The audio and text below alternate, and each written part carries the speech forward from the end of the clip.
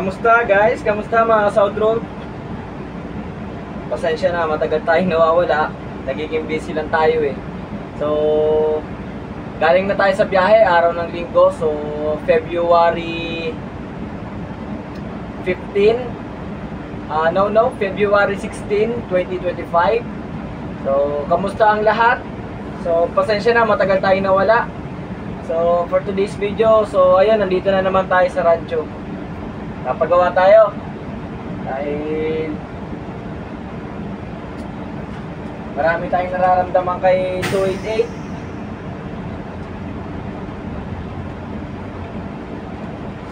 Wala namang tilas, wala namang tagas. Wala naman eh, malakas lang sa tubig eh. Eh, ngayon Naaahon siguro. sa ahon, pero kanina Inaahon yung tubig, hindi naahon. baka. Pero kanina sa S-Legs, kahit patag, heightened pa rin siya. Kanina lang, pero yung mga nakaraang araw, nung nakaraang buwan pa nga eh, dinadaan-dahan ko lang para magamit. Heightened talaga, lalo sa ahon, mula Santo Tomas. Eh, ayun, heightened eh. Sabit mo lang dyan. So ayun guys, so pasensya na, nabala tayo ng konti. Lumapit sa atin yung chief mechanic, si Chief Aye. So after a month, after how many months from the day na kunin natin si 288, ipa-recondition natin dito. So matatandaan ninyo, so low power pa dati si 288, pero as of now, yung when it comes sa performance ni 288, so all goods naman na, manakbo. Talagang sumasabay na sa mga hari ng South Road. So patuloy na siya, pero syempre kailangan sumunod pa rin tayo, 80 kph, ganyan. Dahil alam nyo naman, pahirapan ng lisensya ngayon, baka matikitan tayo. So kahit malakas ang makina ni 288, kahit matulin, is dapat sumunod pa rin tayo. So ngayon mga South Road, unang-una sa lahat, pasensya na dahil matagal tayong nawala. So if I'm not mistaken, almost a month hindi tayo nakapag-vlog. So dahil alam niyo na, may mga pinagkabisihan po tayo, and syempre nahihirapan tayo sa phone memory ng aking cellphone. Kaya mapapansin niyo, itong vlog ko na yun, itong vlog ko na papunta dito sa rancho, hindi natin na haluan ng driving. Kasi pag nagda-drive kasi ako, pag nagba-vlog ako ng pagmamaneho natin, is gumagamit tayo ng GoPro camera. So mataas yung resolution ni GoPro, kaya hindi natin kayang i-edit dito sa ating cellphone. So running slow na yung cellphone natin.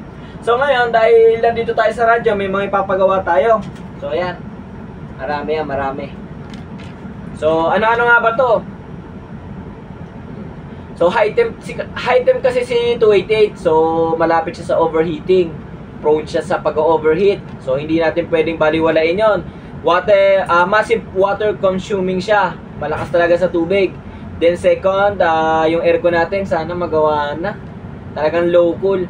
Ang alam ko kasi inorderan siya ng ano nga bang tawag dito, expansion valve para sa aircon. So wala pa rin dumadating na pyesa, ang tagal na. So nakakaya rin isa sa mga pasahero.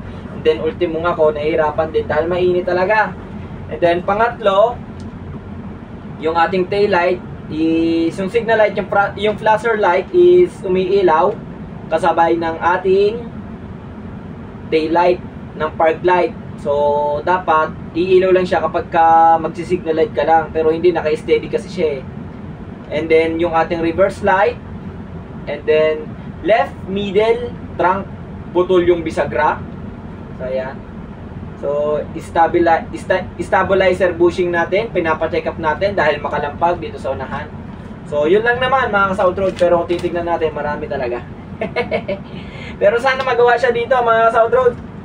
So pasensya na talaga dahil ngayon lang tayo nakapag-vlog. Ayun. So binaba ko na yung ilang gamit dito sa 288 dahil nasabi sa atin ng chief mechanic after 2 days. So we have to call him to ask for an update regarding sa bus natin. Oh my god, kaninong bag to? Hindi ko pa naibaba, bag ng konduktora ko. Ng konduktora natin, hindi ko naibaba. Paano to? Uuwi ako, dalawang bag ang dala ko. Uuwi tayo ng Batangas, ayan. Tsaka ito. Hays, nako naman. So ayan mga ka-South Road, dito lang yung update natin kay 288. And then nung nakaraan pala, basag yung likod nito mga ka-South Road. Kasi naman is naiatras nung umextrang driver. So basag talaga, malaking damage. Makikita naman ninyo yun sa ating post. Basag talaga, pero ngayon ano na bang update sa likuran ni 288? So tignan natin, parang walang nangyari. Ayan. Okay.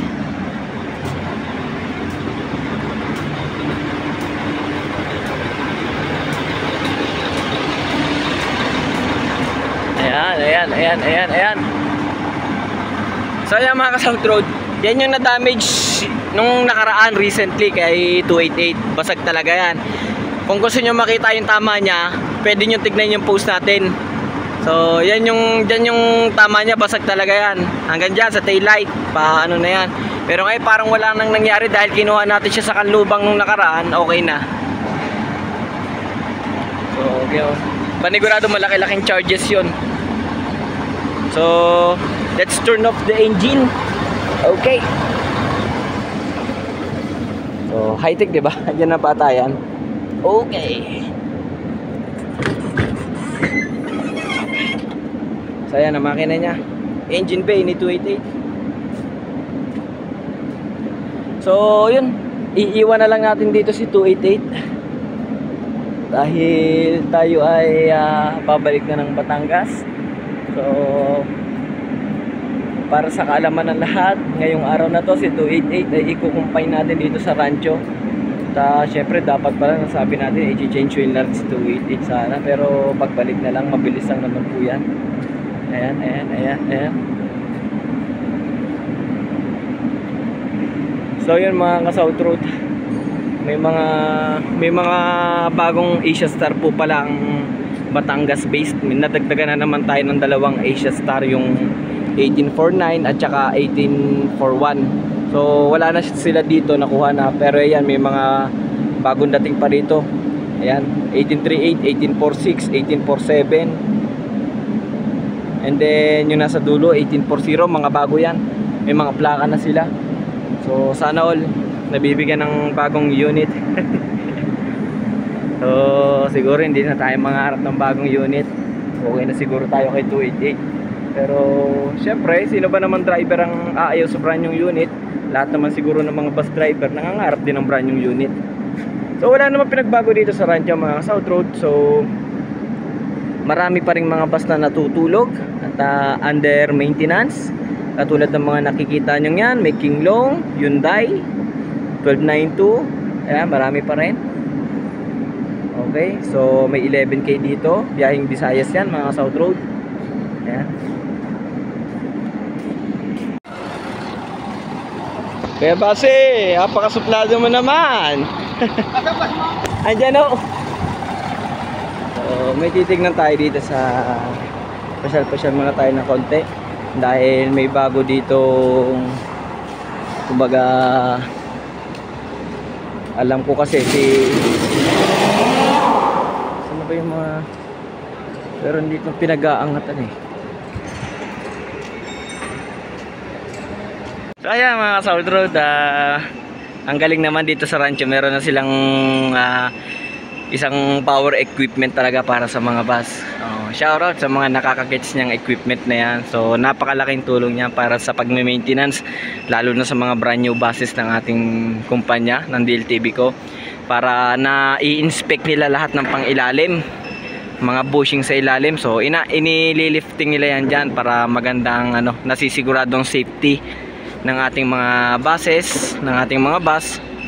So ayan, lifting yan mga ka-South Road. So kapag yung bus sisilipin yung mga pangilalim, inaakit yan dyan, binubuhat yan. So hindi lang natin nataunan ngayon na may nakaangat, pero sana soon pagpunta natin dito, maipakita natin sa inyo, nakaangat yan, binubuhat yan yung kabuuan ng bus. So ayan, so maganda, ayos, quality. Mga South Road, isang lipahin na naman ang nadali, 1292. Basag ang windshield. So alam ko kasi nito na sandwich yan sa SLEX. So nabangga ng trailer truck sa likuran. So tapos bumangga rin sa bus yata na nasa unahan niya, bus o truck. So ayan ang nangyari na sandwich. So biyaheng lipa yan. Biyaheng lipa ho siya. Yung bus niya 1292. So shoutout sa driver nito, tropang driver niyan. So ultimong makina binaklas din kasi nung masalpukan na yun yung mga ano niya, ayun yung sigunyal niya. Sigunyal, main pulley, kasama ho yan sa na damage kasi nung bumangga siya dito sa likuran, automatic sa pole dito. Ayan, sa pole dito sa bumper. So inabot ngayon yung crankshaft niya kasi yung main pulley na dikitan ng impact, inabot ng impact. So tatamaan yung crankshaft niya. So ayan. Pero ngayon mukhang all goods na tayo, halata naman. Namumuti na yung mga gasket niya. So ibig sabihin, naikabit na, nagawa na. So tatapusin na lang siya. Grabe, malaki-laking bayaran to.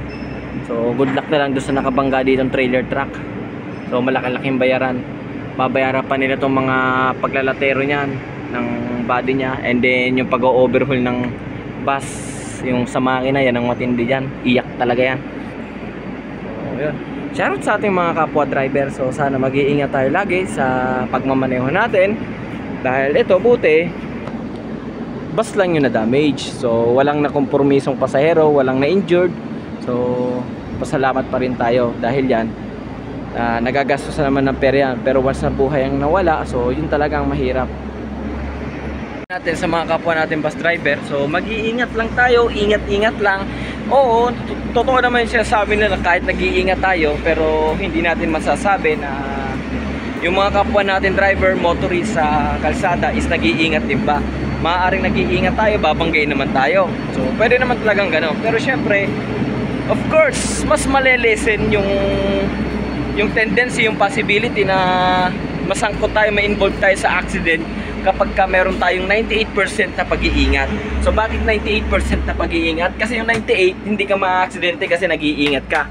Yung 2% doon, nandun na lang yun sa kondisyon ng kalsada. Kung unsafe talaga, ma-aksidente talaga tayo. Yun na lang yun. So mas mababa pa rin yung chance na ma-aksidente tayo once na nag-iingat talaga tayo. So shoutout lang talaga sa mga kapwa natin driver. Ingat-ingat lang po. So yun lang. So syempre, I am preparing now. So I'm about to leave here and I'm going back to the Batangas base. Of course, yan. Napapa-English na tayo. So mga South Road, sana soon supportahan nyo pa rin ako dahil basta may sasabihin tayo pero next time na yon. So maganda kapag nasa aqua. So yun mga South Road, siguro hanggang dito na lang po muna yung ating vlog for today. So pasensya na. Again, pasensya na po kung hindi tayo nakakapag-vlog regularly, kung hindi tayo nakakapag-upload ng videos, pasensya na po talaga. So, feel free to approach me kapag kami mga followers tayo na nakikita tayo sa Buendia, pwede naman po. So, minsan may mga nagchat sa akin, nakikita daw nila ako na gusto raw nila magpa-picture, ganyan. Ang lakas maka-artist no? Pero syempre followers mahirap naman tanggihan kapag gusto talaga magpa-picture. So feel free to approach me guys. So yun lang naman. So siguro ano pa ba sasabihin natin? So yun lang naman mga South Road. So yun lang. Okay. Maraming salamat at stay tuned lang tayo sa ating YouTube channel na bihira lang mag-upload.